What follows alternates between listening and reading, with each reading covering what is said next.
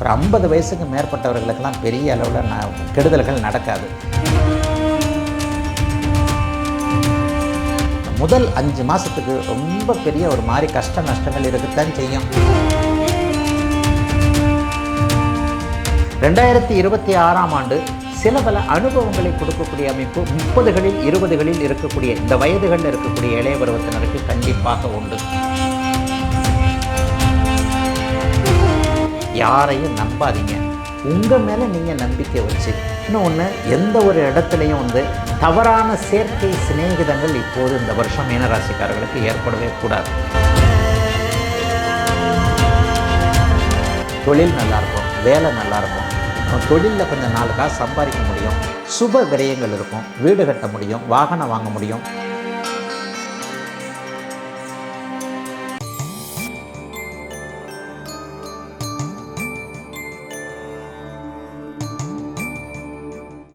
Temple express நேயர்கள் அனைவருக்கும் இனிய நல்வாழ்த்துக்கள். எல்லோரும் நன்றாக இருப்பீர்கள். மீனம் 12 ராசிக்காரர்களுக்கும் நல்லாவே பலன் சொல்ல முடியாதுங்க. ஏதாவது ஒரு ராசி இப்படி இடிக்கத்தான் செய்யும். இந்த தடவை இடிக்கிற ராசி மீனமாக இருக்கும். ஆனாலும் மீன ராசிக்காரர்களுக்கு நான் 2 விதமாக பலன் சொல்லுவேன். ஒரு 50 வயசுக்கு மேற்பட்டவர்களுக்கெல்லாம் பெரிய அளவில் கெடுதல்கள் நடக்காது. இளைஞர்களுக்கு 7.5 சனி தான், அதிலும் ஜென்ம சனி தான் வாழ்க்கை அனுபவங்களை கொடுக்க வேண்டும் என்பதா. இந்த முதல் 5 மாதத்துக்கு ரொம்ப பெரிய ஒரு மாதிரி கஷ்ட நஷ்டங்கள் இருக்கத்தான் செய்யும். நினச்சதெல்லாம் நடக்காதுங்க. 2026 சுமாராக தாங்க இருக்கும். சில பேருக்கு கெட்டதாகவே இருக்குங்க. இன்னும் ஏந்தால் இப்படி சொல்கிறார், ஏன்டா அந்த ராசி பலனை பார்க்குறோம்னு இருக்கும். அதுக்காக நான் பொய்யெல்லாம் சொல்ல முடியாதுங்க. 2026ஆம் ஆண்டு சில பல அனுபவங்களை கொடுக்கக்கூடிய அமைப்பு 30களில் 20களில் இருக்கக்கூடிய இந்த வயதுகளில் இருக்கக்கூடிய இளைய பருவத்தினருக்கு கண்டிப்பாக உண்டு. பணம்னா என்ன அப்படிங்கிறத புரிய வைப்பார். நட்புனா என்னன்னு புரிய வைப்பார். ஒரு ஃப்ரெண்டை உயிருக்கு உயிராக பெரிய அளவில் இது பண்ணியிருப்பீங்க. இவர் தான் என் ஃப்ரெண்டு, அவர் தான் என் ஃப்ரெண்டு, எனக்காக உயிரையே கொடுப்பார். அந்த உயிரையே கொடுக்குறாருன்னு சொல்கிற ஃப்ரெண்டு உங்களுக்கு ஒரு கஷ்டம் வந்தவொடனே வீட்டுக்குள்ளே இருந்துக்கிட்டே இல்லைன்னு சொல்ல வைப்பார் பாருங்கள். அப்போ தான் அந்த ஃப்ரெண்டை பற்றி தெரியும். ஆக பணம் என்றால் என்ன, உறவு என்றால் என்ன, நட்பு என்றால் என்ன, இந்த மாதிரியான அனுபவங்கள் இந்த வருடமும் உத்திரட்டாதி நட்சத்திரக்காரர்களுக்கு நீடிக்கும். இந்த வருடமும் நீடிக்கும்னு சொன்னால் போன வருஷத்துலேயே நீங்கள் நல்லா இல்லைன்னு அர்த்தம். 2025லலாம் அப்படிலாம் ஒன்றும் பெருசாக உத்திரட்டாதி நட்சத்திரக்காரங்க நல்லா இல்லை. 10% விதிவிலக்கு. பௌர்ணமிக்கு பக்கத்தில் பிறந்தவங்க, பிறந்த ஜாதகத்திற்கு நல்ல தசாபுக்தியல் அமைப்புள்ள இருந்தவங்களுக்கு, உத்திரட்டாதி நட்சத்திரக்காரர்களுக்கு சொந்த வாழ்க்கையில் சின்ன சின்ன குழப்பங்களை தவிர தொழில் வாழ்க்கைகள்லாம் நல்லா இருந்ததுங்க. இந்த வருஷத்துலேருந்து ரேவதி நட்சத்திரக்காரர்களுக்கு ஒரு சின்ன சின்ன பாதிப்புகள் ஏற்படும். ஆகவே யாரையும் நம்பாதீங்க, உங்கள் மேலே நீங்கள் நம்பிக்கை வச்சு. இன்னொன்று, எந்த ஒரு இடத்துலையும் தவறான சேர்க்கை சிநேகிதங்கள் இப்போது இந்த வருஷம் மீனராசிக்காரர்களுக்கு ஏற்படவே கூடாது. இது ஏன் அழுத்தி சொல்கிறேன்னா, ஏற்படும். நான் சொல்கிறத நீங்கள் கேட்கவே மாட்டீங்க. லவ்வுகவெல்லாம் பண்ணாதீங்க, ஆனால் கேட்க மாட்டீங்க. கண்டிப்பாக பண்ணுவீங்க. பண்ணித்தான் அது பிரேக்கப் ஆகும். அப்போ தானே அந்த ஒரு ஆணுக்கு பெண்ணையும் பெண்ணுக்கு ஆணையும் அறிமுகப்படுத்துறது யார்? இந்த லவ்வுன்றவர் தானே. இந்த லவ் வந்தால் தானே ஆம்பளை எப்படிப்பட்டவன்னு பெண்ணுக்கு தெரியும், பெண் எப்படிப்பட்டவர் என்பது ஆணுக்கு தெரியும். இந்த மாதிரியான காதல் விஷயங்களில் இளைஞர்களுடைய ஒரு மனோசக்தி, உடல் சக்தி எல்லாமே விரயமாகும். ஆனால் இது தவிர்க்க முடியாததுன்னு சொல்லுவேன். இந்த வீடியோ இன்னொன்று தெரியுமா, இந்த வீடியோலாம் அந்த காதல் பண்ணிக்கிட்டு இருக்கிறவங்களுக்கெல்லாம் என் வீடியோலாம் படவே படாது. இந்த பிரேக்கப் ஆனதுக்கு அப்புறம் தான் டக்குன்னு அப்படியே மேலே வரும். என்னடா டெம்பிள் எக்ஸ்பிரஸில் இப்படி வயசு இருக்கிறா இருந்தாலும் கரெக்டாக தான் சொல்லியிருக்கிறாரு அப்படின்ட்டு அப்புறம் தான் தெரிய வரும். ஆகவே எந்த ஒரு இடத்திலும் ஆக்கப்பூர்வமான அமைப்புகளில் மட்டும் சக்தியை செலவு பண்ணக்கூடிய அமைப்புகள் இப்போது மீனராசிக்காரர்களுக்கு இளைய பருவத்தினருக்கு உண்டு. யாரையும் நம்பாதீங்க, புதுசாக தொழில் ஆரம்பிக்காதீங்க. ஆனால் 50 வயதுக்கு மேற்பட்டவர்களுக்கு இந்த பலன்கள் தலைகீழாக நடக்கும். அவங்களுக்கு நல்லாயிருக்கும், தொழில் நல்லாயிருக்கும், வேலை நல்லாயிருக்கும், தொழிலில் கொஞ்சம் 4 காசு சம்பாதிக்க முடியும், சுப விரயங்கள் இருக்கும், வீடு கட்ட முடியும், வாகனம் வாங்க முடியும், பிள்ளைகள் நல்லா இருக்கிறத அவங்க கண்ணால் பார்க்க முடியும். இளைய பருவத்தினருக்கு சில படிப்பினைகளை கொடுத்து 50 வயது மேற்பட்டவர்களுக்கு சில சுப செலவுகள், வருமானங்களை அதற்கேற்றாற் போல் கொடுத்து ரெட்ட நிலையத்தான் கிரகங்கள் எப்போவுமே செயல்படும். வயதிற்கேற்றாற் போல தான் கிரகங்கள், ராசி பலன்கள் செயல்படும்.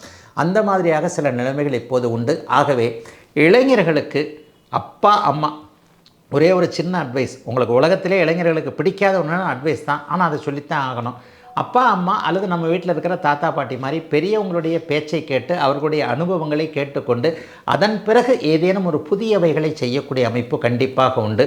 அதை தவிர்த்து வேறு பெரிய கஷ்ட நஷ்டங்கள் வராது. உங்களை பற்றி உங்களுக்கே உணர்த்தக்கூடிய ஆண்டாக அமைந்திருக்கிறது 2026ஆம் ஆண்டு மீனராசிக்காரர்கள் எல்லோருக்கும். இந்த 2026 ஐயா 2025 என்னை படுத்திருச்சு. இந்த 2026வது ஓரளவுக்கு நல்லா இருக்குமா? நான் அப்படி இப்படிலாம் கேட்கல. 100 கோடி ரூபாய் வேணும், 100 வீடு வேணும், அது வேணும், இது வேணும், அப்படி இப்படிலாம் கேட்கல. ஒரு வாழ்வதற்கு தேவையான ஆதாரமான சில வருமானங்கள் சென்ற வருடம் இருந்ததைப் போல சோதனைகள் இந்த வருஷம் இருக்காதா என்கின்ற எண்ணங்கள் 12 ராசிக்காரர்களுக்கும் கண்டிப்பாக இருக்கும். சரி, இந்த வருஷம் பெரிய அளவில் ஏதாவது ஒன்று இருக்கா? ஒரு விஷயத்த ஒரு இதாக சொல்லலாம். ஜூன் மாதம் 2ஆம் தேதி நடக்கக்கூடிய குருப்பெயர்ச்சியின் விளைவாக 12 வருடங்களுக்கு ஒரு முறை மட்டுமே நடக்கக்கூடிய ஒரு மிகப்பெரிய ஒரு குரு பயிற்சி இது. ஏன்னா உச்சமாகக்கூடிய ஒரு குரு பயிற்சி. குரு பகவான் உலகம் முழுக்க இருக்கக்கூடிய அனைவரையும், உலகத்தில் பிறக்கக்கூடிய சகல உயிர்களையும் நன்றாக வைக்கக்கூடிய ஒரு கிரகம். 12 வருஷத்துக்குள்ள தான் உச்சமட்டத்தை அடைகிறாரு. இப்போ இந்த வருஷத்தில் அடைகிறதுனால 12 ராசிக்காரர்களுக்கும் பெரும்பாலும் சாதகமான நல்ல பலன்களை செய்யக்கூடிய ஒரு நல்ல அமைப்பு தான் குருவின் மூலமாக ஜூன் மாதம் 2ஆம் தேதியிலிருந்து ஆரம்பிக்குது. வேற ஏதாவது கிரகப்பயிற்சி இருக்கா? வருடாந்திர கிரகப்பயிற்சின்றது 3 தான். இந்த ராகு கேது, சனி பயிற்சி, குரு பயிற்சி. சனி பகவான் மீன வீட்டிலேயே வருடம் முழுவதும் இருக்கிறாரு. அவர் இந்த தடவை எந்த இடத்திற்கும் மாறலை, ஒரே வீட்டில் தான், மீன வீட்டில் தான் இருக்கிறாரு. ராகு கேதுவும் கிட்டத்தட்ட இந்த வருஷம் முழுக்க ஒரே வீட்டில் தான் இருக்கிறாங்க. கும்பத்திலையும் சிம்மத்திலையும் இருக்கிறாங்க. ஆனால் கடைசியில் டிசம்பர் மாதம் முதல் வாரத்தில் ராகு கேது பயிற்சி நடக்குது. அப்போ இந்த வருடத்தின் கடைசி வாரத்தில் மாதத்தில் நடக்கக்கூடிய அந்த பயிற்சி பெரிய அளவில் தாக்கங்களை ஏற்படுத்தாது. ஆக சனி ராகு ஒரே இடத்தில் இருக்கிறார்கள். சனி ராகு கேது ஒரே இடத்தில் இருக்கிறார்கள். குரு பகவான் மட்டும் ஜூன் 2ஆம் தேதி கடக வீட்டிற்கு உச்சமாக மாறி அதற்கப்புறமா அதிசாரமாக அப்படியே சிம்மத்திற்கும் மாறி அப்படி இப்படி வந்துக்கிட்டு இருப்பார். அது ஒன்று தான் ஒரு நிரந்தரமான பயிற்சி. மற்றபடி குரு பகவான் வலிமையான ஒரு இடங்களில் இந்த வருடம் முழுவதும் இருக்கின்ற காரணத்தினால உலகத்தில் இருக்கக்கூடிய எல்லாருக்கும் ஓரளவுக்கு நல்ல பலன்கள் தான் தரும் அப்படின்றத சொல்லுவேன். இப்போது கஷ்டப்பட்டு இருக்கக்கூடிய வருடம்ன்றது என்ன? போன வருஷம் கஷ்டப்பட்டவங்களுக்கு ஓரளவுக்காவது ஒரு நல்ல பலன் தரக்கூடிய அமைப்பு தான். இப்போது தனித்தனியாக மேஷம் முதல் மீனம் வரையிலான 12 ராசிக்காரர்களுக்கு என்ன பலன்கள் நடக்கும் அப்படிங்கிறத பார்த்துடலாம். இந்த 2026 ஐயா 2025 என்னை படுத்திருச்சு. இந்த 2026வது ஓரளவுக்கு நல்லா இருக்குமா? நான் அப்படி இப்படிலாம் கேட்கல. 100 கோடி ரூபாய் வேணும், 100 வீடு வேணும், அது வேணும், இது வேணும், அப்படி இப்படிலாம் கேட்கல. ஒரு வாழ்வதற்கு தேவையான ஆதாரமான சில வருமானங்கள் சென்ற வருடம் இருந்ததைப் போல சோதனைகள் இந்த வருஷம் இருக்காதா என்கின்ற எண்ணங்கள் 12 ராசிக்காரர்களுக்கும் கண்டிப்பாக இருக்கும். சரி, இந்த வருஷம் பெரிய அளவில் ஏதாவது ஒன்று இருக்கா? ஒரு விஷயத்த ஒரு இதாக சொல்லலாம். ஜூன் மாதம் 2ஆம் தேதி நடக்கக்கூடிய குருப்பெயர்ச்சியின் விளைவாக 12 வருடங்களுக்கு ஒரு முறை மட்டுமே நடக்கக்கூடிய ஒரு மிகப்பெரிய ஒரு குரு பயிற்சி இது. ஏன்னா உச்சமாகக்கூடிய ஒரு குரு பயிற்சி. குரு பகவான் உலகம் முழுக்க இருக்கக்கூடிய அனைவரையும், உலகத்தில் பிறக்கக்கூடிய சகல உயிர்களையும் நன்றாக வைக்கக்கூடிய ஒரு கிரகம். 12 வருஷத்துக்குள்ள தான் உச்சமட்டத்தை அடைகிறாரு. இப்போ இந்த வருஷத்தில் அடைகிறதுனால 12 ராசிக்காரர்களுக்கும் பெரும்பாலும் சாதகமான நல்ல பலன்களை செய்யக்கூடிய ஒரு நல்ல அமைப்பு தான் குருவின் மூலமாக ஜூன் மாதம் 2ஆம் தேதியிலிருந்து ஆரம்பிக்குது. வேற ஏதாவது கிரகப்பயிற்சி இருக்கா? வருடாந்திர கிரகப்பயிற்சின்றது 3 தான். இந்த ராகு கேது, சனி பயிற்சி, குரு பயிற்சி. சனி பகவான் மீன வீட்டிலேயே வருடம் முழுவதும் இருக்கிறாரு. அவர் இந்த தடவை எந்த இடத்திற்கும் மாறலை, ஒரே வீட்டில் தான், மீன வீட்டில் தான் இருக்கிறாரு. ராகு கேதுவும் கிட்டத்தட்ட இந்த வருஷம் முழுக்க ஒரே வீட்டில் தான் இருக்கிறாங்க. கும்பத்திலையும் சிம்மத்திலையும் இருக்கிறாங்க. ஆனால் கடைசியில் டிசம்பர் மாதம் முதல் வாரத்தில் ராகு கேது பயிற்சி நடக்குது.